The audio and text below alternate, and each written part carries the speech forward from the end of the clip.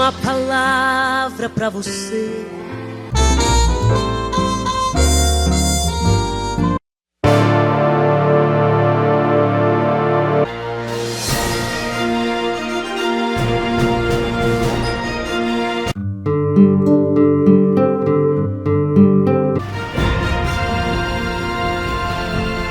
Saúdo a todos os internautas, professores, professoras, com a doce e gloriosa paz de nosso Senhor e Salvador Jesus Cristo. Nesse trimestre estamos estudando sobre os 10 mandamentos. Peço aos professores e professoras que a cada aula vai repetindo. Segunda aula nós estudamos sobre o primeiro mandamento, amar, que é o amor a Deus. Não tem outro Deus diante de mim. Segundo mandamento, nós estudamos na aula passada, não farás para ti imagem de escultura. E hoje nós vamos para o terceiro mandamento, que está na lição 4. Não tomarás o nome do Senhor teu Deus em vão.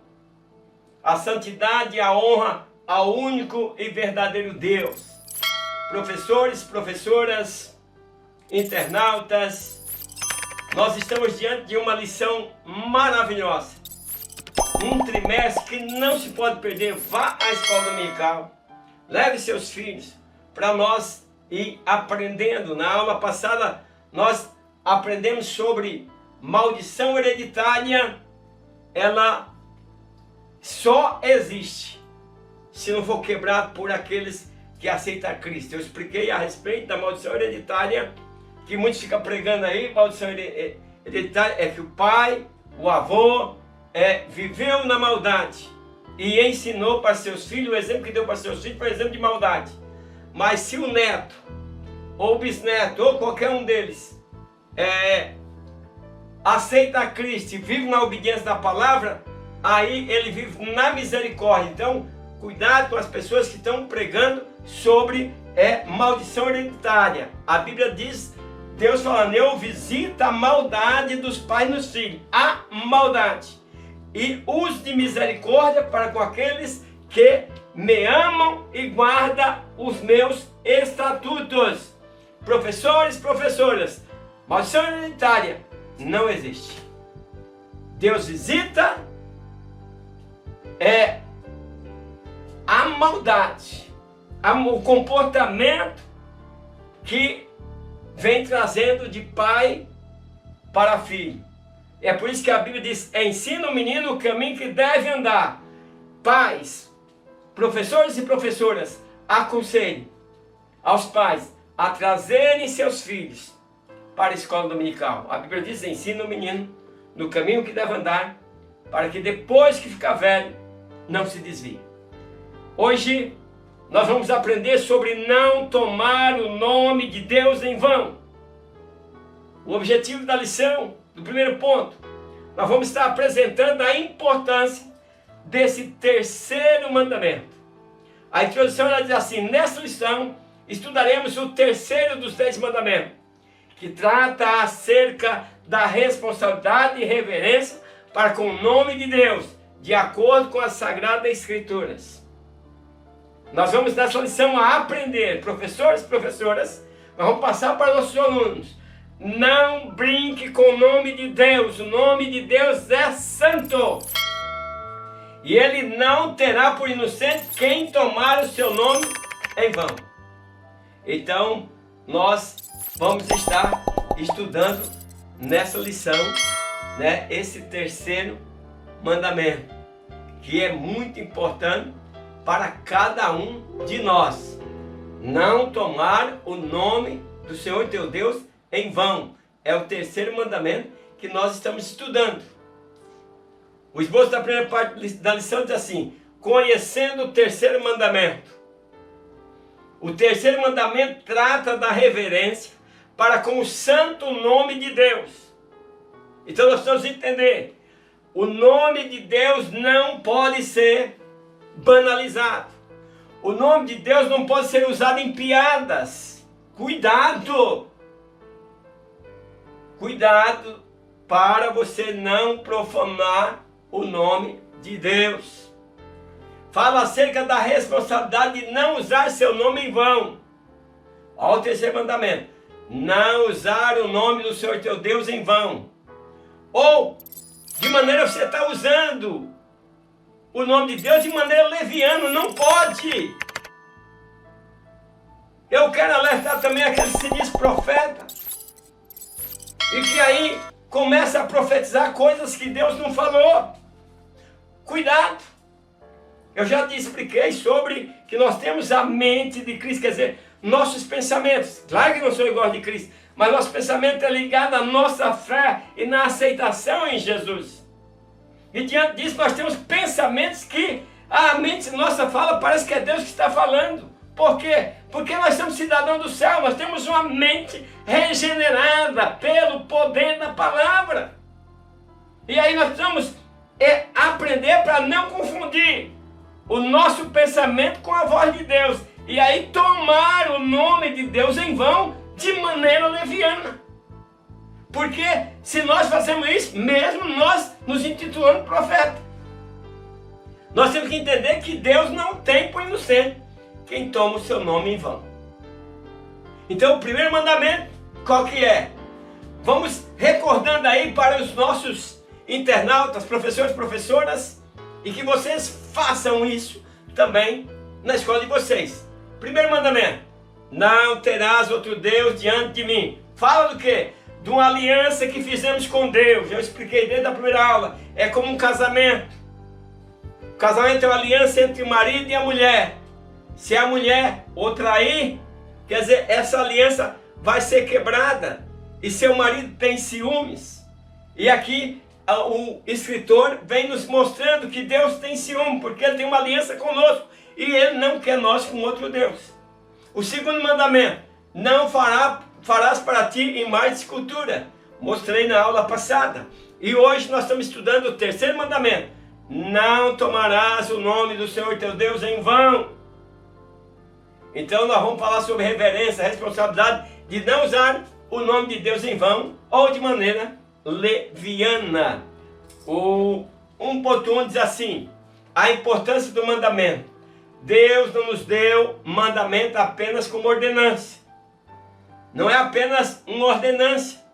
A finalidade desse mandamento é sempre nos conduzir a uma vida melhor, uma vida mais pura, e nos afastar do pecado que o mundo está oferecendo. E o mundo brinca com Deus, mas nós não tomamos o nome do Senhor em vão, que é o terceiro mandamento, que não é apenas um mandamento sobre como devemos falar, mas sim um mandamento sobre como devemos andar, como devemos nos comportar. O terceiro mandamento, ele vem defendendo a honra do nome de Deus. Não tomar o nome de Deus em vão requer mais de nós do que as nossas palavras. Precisamos compreender essas coisas. O tópico 2 diz assim: o nome sagrado de Deus. No encontro com Moisés, diante de uma sarça ardente, Deus aparece a Moisés como verdadeiramente é e como deseja ser conhecido de todos nós. E aí Moisés sabia que havia muitos deuses no Egito, pois sua geração foi criado lá, ele também, até os 40 anos, ali viveu. E ele sabia dessa pluralidade de Deus que tinha ali no Egito. E ele disse: mas como distinguir o Deus verdadeiro dos deuses demais, dos outros deuses? Moisés, quando chegasse diante dos filhos de Israel, e ele dissesse que o Deus de seus pais o havia enviado, aí aquele povo iria fazer uma pergunta para Moisés: qual o seu nome? E aí Moisés diz: Deus, o que eu digo quando eu estiver diante deles? E o Senhor responde: eu sou o que sou. Então, possivelmente, eu serei o que serei. Esse nome o apresenta como a origem de tudo o que tem origem. O 1.3, o tetragrama. O tetragrama consiste em 4 letras hebraicas IODH, que eu não sei falar em hebraico, né? Re, Uai e Re. Algumas versões da Bíblia traduz o tetragrama como Yahed, não sei falar, tá? Que quer dizer o Jeová. Então, os judeus, basicamente, né, pararam de dizer isso em voz alta, né? Em vez disso, ao ler as escrituras em voz alta, os judeus substituíram o tetragrama por IHWH, né? Pela palavra Adonai, ao Senhor. Então, o tetragrama é uma palavra de 4 letras. A palavra Jeová vem de uma versão de 3 sílabas, né? E então, meus queridos, aí nós chegamos num ponto mais profundo, precisa de um mais estudioso, né, no hebraico, né, para poder estar aí discernindo melhor esse ponto, esse último ponto do primeiro objetivo que nós estamos estudando. Antes de entrar no segundo ponto, eu quero mandar o meu abraço para a Regina Augusta, né? Ela disse: a paz do Senhor, presbítero Ademar, lição maravilhosa, Deus continue te abençoando. Obrigado, Regina. Presbítero Mateus de Goianópolis, Goiás, ela disse: a paz do Senhor, presbítero Ademar, Deus te abençoe sempre. Obrigado, Mateus. Sidney JC Silva, ele disse: ótima lição, Deus te abençoe. Obrigado, Sidney. Marcelo Norato, Divina União do Alto Alegre, município de Alto Paraíso, Rondônia. Ele disse: a paz do Senhor, presbítero Ademar, suas aulas é de suma importância. Aqui aprendemos cada vez mais. Parabéns, Deus te abençoe grandemente sua vida e da sua família. Deus abençoe também a sua família e a todos os internautas que estão me acompanhando. Obrigado, Marcelo Honorato. Vamos para o ponto 2. Dentro do objetivo, mostrar a relação entre o nome de Deus e a sua pessoa. O 2 diz assim: a autoridade de um nome. Nosso Senhor Jesus, em oração pelos seus discípulos, disse que tinha revelado o nome de Deus Pai àqueles que lhe foram dados, né? Quando Jesus estava orando, né? Revelando também a glória de Deus aos seus discípulos. Então, revelar o nome de Deus é tornar conhecido o seu caráter. Veja, quando você fala de Deus, você está falando de atributos, de autoridade, de caráter. Nosso nome tem que ter também peso, não igual o nome de Deus. Então, o nome de Deus, ele tem peso, ele tem caráter, ele tem atributo, ele tem autoridade. Então, nós não podemos de maneira nenhuma tomar esse nome de Deus em vão. Então, qual o caráter de Deus?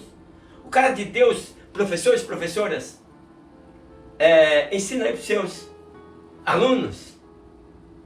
Está baseado no amor, na bondade, na misericórdia, na graça, na paciência, na sabedoria e na justiça.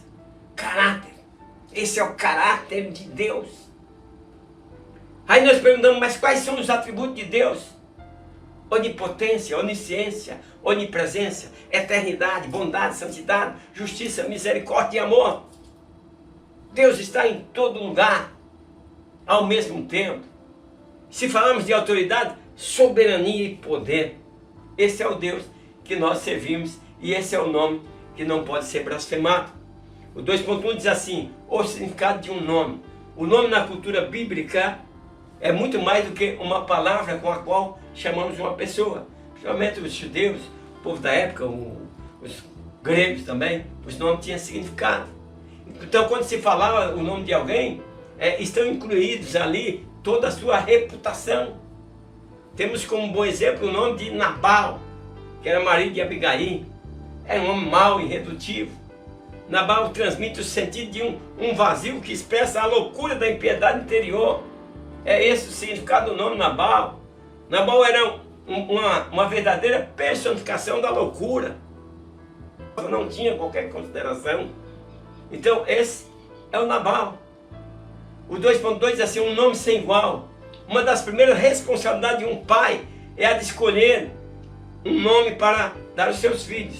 É interessante que os pais precisam, junto com a família ali, procurar nomes. É bom ver o significado também, os pesos que esse nome traz. Judas sempre foi um nome abençoado, mas depois que Judas traiu Jesus, ninguém mais quer colocar o nome de Judas nos seus filhos, né? Preferiu trocar por Judá. Então não é uma tarefa fácil às vezes, né? São colocados nomes para a escolha numa lista, né? Coloque seu nome, uma lista, né? Para você escolher um.